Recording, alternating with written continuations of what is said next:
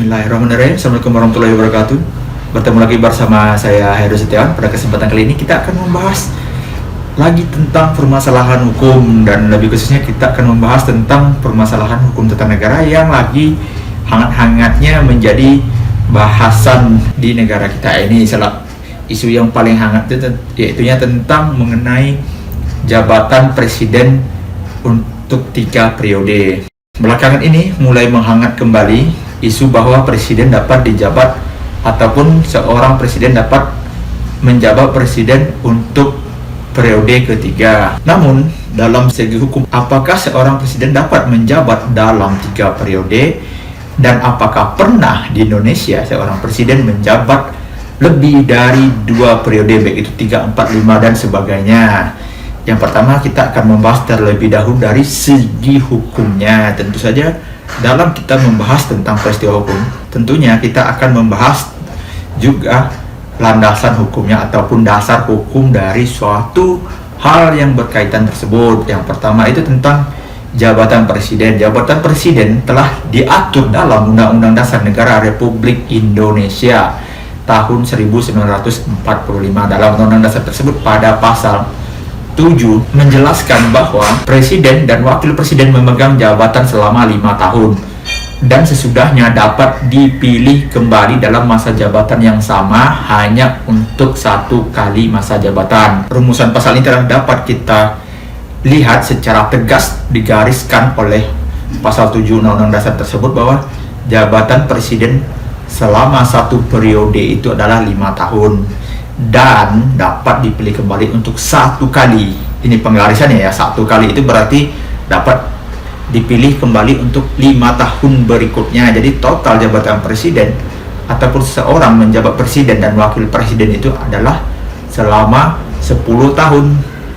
Itu garis batas yang diberikan oleh Undang-Undang Dasar Negara Republik Indonesia sebagai dasar hukum dari negara kita. Jadi sebenarnya isu mengenai jabatan presiden ini telah dirumuskan secara rigid dalam Undang-Undang Dasar itu selama 5 tahun dan dapat dipilih kembali untuk 1 kali masa jabatan 5 tahun lagi. Dalam Undang-Undang Dasar ini telah jelas bahwa jabatan presiden ataupun wakil presiden tidak boleh lebih dari 5 tahun dan dapat dipilih kembali untuk 5 tahun ke depannya. Jadi totalnya seorang dapat menjabat sebagai presiden adalah selama 10 tahun. Itu adalah batasan maksimal yang diberikan oleh Undang-Undang Dasar Negara Republik Indonesia. Kenapa hal itu dibatasi? Tentunya ada juga sejarah yang melandasi ataupun yang mendasari pembatasan dari masa jabatan presiden dan wakil presiden tersebut. Di luar negeri kita pernah berkaca pada presiden Amerika pada masa lalu itu. Sejak zaman George Washington, itu presiden pertama Amerika yang dia menjabat presiden selama 2 periode. Ketika itu George Washington telah menjalani masa jabatan 2 periode, dia tidak mau lagi untuk ikut dalam pemilu Amerika karena dia merasa 2 periode itu sudah cukup bagi dia, dan oleh presiden-presiden Amerika selanjutnya diikutilah kebiasaan George Washington. Jadi sampai sebelum Presiden Roosevelt di Amerika itu jabatan presiden paling banyak itu selama 2 periode, atau kalau di Amerika itu 1 periodenya 4 tahun, berarti selama 8 tahun masa jabatan presiden di Amerika. Dan di Amerika itu tidak diatur dalam undang-undang dasarnya bahwa jabatan presiden itu cuman 2 kali menjabat sebagai presiden atau 2 periode. Tapi dalam kebiasaan ketatanegaraan atau konvensi ketatanegaraan bahwa jabatan presiden itu cukup hanya 2 periode saja. Sampai pada zaman Presiden Roosevelt, karena terjadinya Perang Dunia pada masa itu, masyarakat Amerika masih menginginkan Roosevelt untuk menjalankan periode ketiga. Hal ini dikarenakan Roosevelt mampu memperjuangkan Amerika pada masa Perang Dunia tersebut. Maka dari itu Roosevelt dapat dipilih sampai periodenya yang keempat. Pada periode yang keempat inilah Roosevelt tidak menjalankan jabatannya sampai selesai karena Roosevelt meninggal pada masa jabatan keempat. Jadi di Amerika itu satu-satunya presiden yang lebih dari 2 periode adalah Roosevelt, karena permintaan rakyat yang begitu besar dan juga di undang-undang dasarnya tidak melarang presiden menjabat lebih dari 2 periode. Dan setelah kejadian Roosevelt tersebut, Undang-Undang Dasar Amerika diamandemen dan dirubah untuk memberikan batasan bahwa jabatan presiden itu cukup hanya 2 periode saja. Sampai saat ini jabatan presiden di Amerika sampai periode kedua atau cuman 2 periode alias 8 tahun.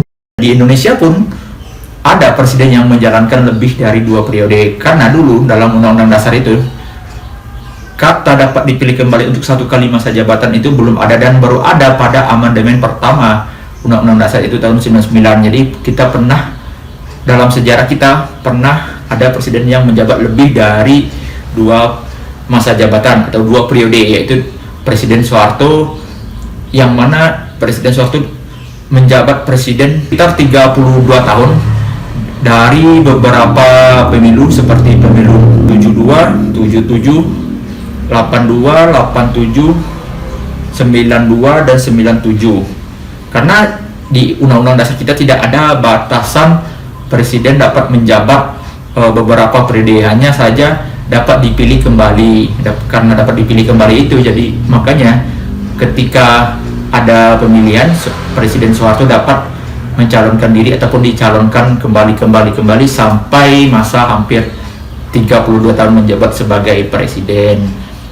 Dan pada era reformasi tahun 98 dan dilanjutkan dengan amandemen Undang-Undang Dasar Republik Indonesia tahun 99, ada kesadaran bahwa sebenarnya masa jabatan presiden lebih dari 2 periode itu tidaklah baik, dan mungkin perlu dibatasi bahwa jabatan presiden itu cukup hanya 2 kali masa jabatan atau 2 periode. Maka dari itulah lahir pasal 7 Undang-Undang Dasar Negara Republik Indonesia. Maka dari itu diamandemenlah pasal 7 Undang-Undang Dasar Negara Republik Indonesia dengan menambahkan kata-kata dapat dipilih kembali untuk 1 kali masa jabatan. Jadi telah penggarisannya di Indonesia ini agar tidak lagi terulang presiden menjabat lebih daripada 2 periode atau 2 masa jabatan presiden, yaitunya selama 5 tahun. Dan di sini kita telah juga digariskan dalam Undang-Undang Dasar lama 1 masa jabatan adalah 5 tahun dan dapat dipilih kembali untuk periode jabatan 1 kali lagi, yaitu 5 tahun lagi. Jadi totalnya hanya 10 tahun masa jabatan presiden ataupun wakil presiden. Maka dari itu kemarin Bapak Yusuf Kalla yang telah menjabat 2 kali sebagai wakil presiden tidak dapat lagi mengikuti konstelasi politik pemilihan presiden dan wakil presiden pada tahun 2019, karena beliau telah menjadi wakil presiden pada era 2004-2009 dan juga 2014-2019. Jadi telah menghabiskan kesempatannya untuk menjadi wakil presiden selama 2 kali masa jabatan, kecuali ketika beliau ikut dalam konstelasi presiden masih dapat juga. Dan itu pun masih dalam perdebatan apakah wakil presiden 10 tahun dapat menjabat lagi sebagai presiden. Dan kalau kita hanya melihat dari rancangan pasal itu, tentu saja dibolehkan awalnya dia wakil presiden dan menjabat sebagai presiden, ataupun kita balik, seorang presiden yang 10 tahun jika ingin lagi sebagai wakil presiden, karena dia belum menjabat sebagai pernah menjabat sebagai wakil presiden, baru hanya sebagai presiden saja. Berkaitan dengan isu yang muncul sekarang ini, tentu telah ada jawabannya dalam pasal 7 Undang-Undang Dasar Negara Republik Indonesia. Apakah mungkin presiden dapat dipilih dalam 3 periode? Tentu jawabannya tidak. Undang-Undang Dasar kita telah menggariskan secara rigid dan tuntas dan mengklirkan permasalahan ini, bahwa presiden hanya bisa dijabat untuk 2 kali masa jabatan atau 2 periode. Dan apakah mungkin kita dapat merubah ketentuan tersebut? Tentu saja bisa. Namanya juga hukum dibuat oleh manusia, dan juga hukum itu merupakan kesepakatan dari negara tersebut. Bagaimana caranya? Caranya tentu saja dengan merubah Undang-Undang Dasar tersebut, ataupun merubah pasal 7 Undang-Undang Dasar Negara Republik Indonesia tahun 1945 tersebut. Perubahannya itu dapat dilakukan dengan beberapa cara. Yang pertama tentunya secara formal, yaitu dengan amandemen Undang-Undang Dasar Negara Republik Indonesia. Amandemen itu perubahan Undang-Undang Dasar tersebut yang dilakukan oleh Majelis Permusyawaratan Rakyat. Jadi Majelis Permusyawaratan Rakyat yang terdiri dari DPR dan juga DPD dapat melakukan usul perubahan terhadap Undang-Undang Dasar dengan melakukan usul apa saja yang ingin dirubah. Tentu saja ketika akan diadakan amandemen Undang-Undang Dasar, tentu kita harus memberikan landasan yang jelas, apa alasan yang kuat secara filosofi, teori keadaan yang mendesak kenapa Undang-Undang Dasar tersebut perlu diamandemen. Jadi amandemen Undang-Undang Dasar tersebut tidaklah dapat dilakukan dengan mudah dan butuh proses yang panjang, dan juga itu bukan hanya kehendak politik, juga harus kehendak rakyat. Ketika rakyat menginginkan perubahan, barulah para wakilnya melakukan kehendak daripada rakyat tersebut, itu merubah Undang-Undang Dasar dengan memperhatikan kegentingan-kegentingan yang memaksa ataupun hal-hal yang penting untuk menstabilkan ataupun untuk mensejahterakan rakyat. Jadi hal yang pertama itu merubah Undang-Undang Dasar, yang kedua adalah dengan putusan MK, putusan Mahkamah Konstitusi, secara tidak langsung dapat merubah arti dari Undang-Undang Dasar Negara Republik Indonesia secara tidak langsung. Jadi, dan hal itu merupakan sesuatu yang jarang ditemukan, akan tetapi pernah dilakukan oleh Mahkamah Konstitusi. Salah satu contohnya, Mahkamah Konstitusi pernah mengelabrak ataupun pernah mendobrak kekakuan dari Undang-Undang Dasar, yaitu mengenai kewenangannya sendiri, yaitu dari negatif legislator sebagai pembatal norma, sebagai pembuat norma, ataupun positif legislator. Hal itu dilakukan oleh Mahkamah Konstitusi sebagai terobosan untuk menerobos law breaking yang terjadi. Jadi Mahkamah Konstitusi dapat menerobos ketentuan Undang-Undang Dasar dengan tujuan untuk menciptakan kemanfaatan dan keadilan. Namun hal itu tidak dengan mudah, dan juga cara terakhir yaitu dengan melakukan konvensi ketatanegaraan, kebiasaan ketatanegaraan. Kebiasaan tersebut dilakukan secara berulang, itu dapat merubah Undang-Undang Dasar, tapi itu sulit dilakukan. Isu mengenai jabatan presiden dapat dijabat selama 3 kali masa jabatan atau 3 periode itu merupakan hal yang sulit untuk diwujudkan, karena kita telah dibatasi oleh peraturan perundang-undangan dan juga sebagai dasar hukum kita, yaitu Undang-Undang Dasar Negara Republik Indonesia. Jadi karena telah dibatasi oleh Undang-Undang Dasar Negara Republik Indonesia, isu mengenai jabatan presiden selama 3 kali masa jabatan ataupun 3 periode akan sulit terlaksana, dan juga tidak elok kiranya jika kita memaksakan kehendak hanya untuk kepentingan politik praktis, memaksakan adanya jabatan presiden selama 3 periode. Itu lebih mencederai nilai-nilai reformasi yang telah diupayakan dengan perjuangan dari para pejuang-pejuang kita pada masa reformasi terdahulu pada tahun 98 untuk menciptakan negara Indonesia yang lebih baik lagi. Akan tetapi ketika isu ini mulai meredup, ada lagi isu tentang penundaan pemilihan umum pada tahun 2024 nanti. Sebagaimana kita ketahui, pemerintah dan juga DPR telah setuju bahwa pelaksanaan pemilu pada tanggal 14 Februari 2024. Pelaksanaan pemilihan umum ini untuk memilih presiden dan wakil presiden, anggota DPR, DPD, DPRD, dan juga kepala daerah. Jadi ada 5 pemilihan yang akan kita laksanakan pada 14 Februari 2024 nanti. Isu penundaan pemilu ini tentunya hangatkan lagi isu masa jabatan 3 periode ataupun 3 kali masa jabatan dari presiden. Akan tetapi kita harus melihat juga apakah benar hanya terkait dengan isu presiden semata atau ada isu lainnya. Tentu saja ketika kita melihat penundaan pemilu yang sedang hangat-hangat ini, tentu saja ada 5 tahapan pemilu yang akan ketunda juga, yaitunya pemilu presiden dan wakil presiden, pemilu DPR, pemilu DPD, DPRD, dan juga kepala daerah. Di sini ketika ada wacana lagi tentang penundaan pemilu pada 2024 dengan alasan bermacam-macam, tentu saja akan menimbulkan berbagai macam kegaduhan dalam negara kita. Salah satu kegaduhannya tentunya saja yang pertama, masa jabatan presiden yang telah diatur dalam pasal 7 itu hanya 5 tahun. Jika terjadi penundaan pemilu, tunda saja seandainya 1 tahun, akan terjadi pelanggaran terhadap konstitusi kita. Presiden menjabat lebih dari 5 tahun.